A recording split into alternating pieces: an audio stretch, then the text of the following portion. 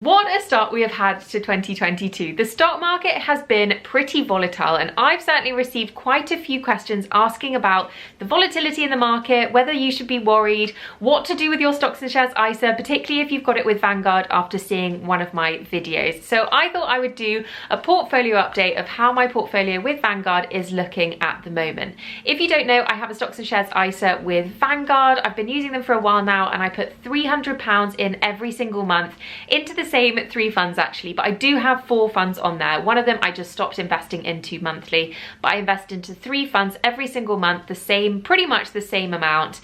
And I thought it would be interesting to see how it has been doing since the last update in November, where I was 12% up, I think, 12% return. So let's check it out. Now, I'm sure you're just interested in how much my stocks and shares ISA is currently worth, what the impact has been over the last couple of months with a bit more market volatility than before, and what my personal rate of return is. So I thought I would just jump in and let you know at the beginning. So at the moment, my ISA value is £4,651.87, and my personal rate of return is 4.26%. So that is quite a drop from the 12% I was seeing back in November, and I think 18% that I was seeing in the summertime. Now, as I said at the beginning of this video, I invest in 4 different funds in this ISA, one of which I don't invest on a monthly basis, but 3 of which I invest every single month, around £300.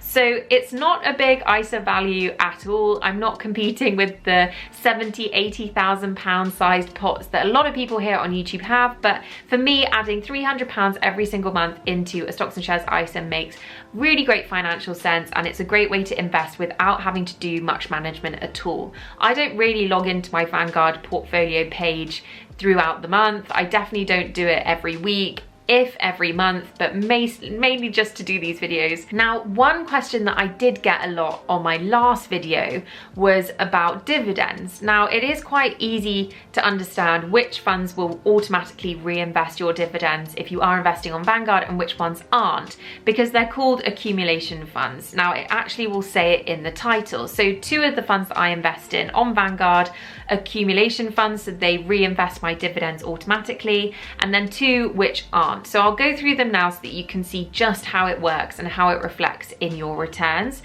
Now, if you click onto the investment tab, you can actually see the individual rate of return for each of your funds. And for the emerging markets fund, I can see that it's down 5.98%, which is probably average for this fund on a monthly basis. I did buy in at a very high price, but again, I didn't buy too much, so I'm not too concerned about it. I'm just going to leave it sat there.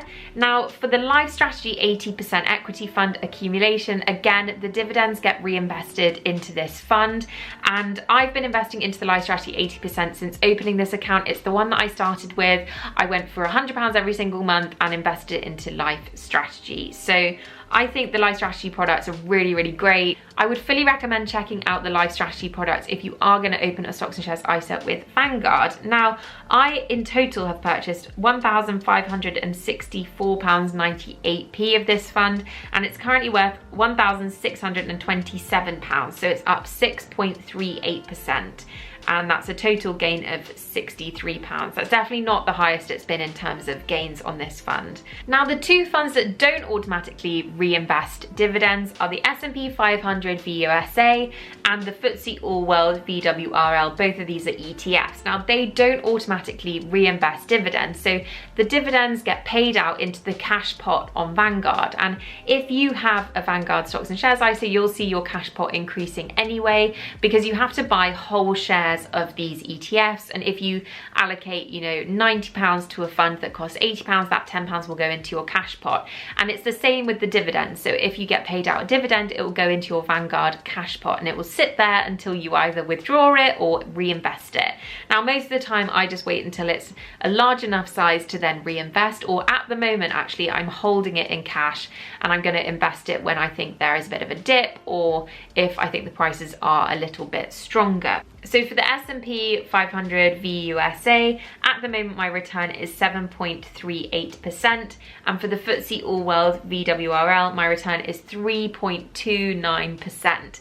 Now, the FTSE All World took a real battering in January. The price dropped quite significantly, and I actually added £400 in January rather than £300, and I was down around £200 at one point. So it was quite a rocky road in January, but I am now back into the green with this fund, so that's much more positive, and it's up £17.89. Now, the one thing that I do tend to play around with is how much I put into each fund on a monthly basis. Now, as I said, I put £300 into my stocks and shares ISA every single month. It has increased a couple of months. In January, as I said, I put £400 in. Sometimes I went up to £350, but usually it's £300. Like the majority of the time it's £300 unless I'm feeling flush. And the way that I split it out does change quite regularly. Sometimes I will chop and change between the three funds how much I'm putting in. So when I first opened this account, I was a bit more cautious. I was putting the majority of my money into the LifeStrategy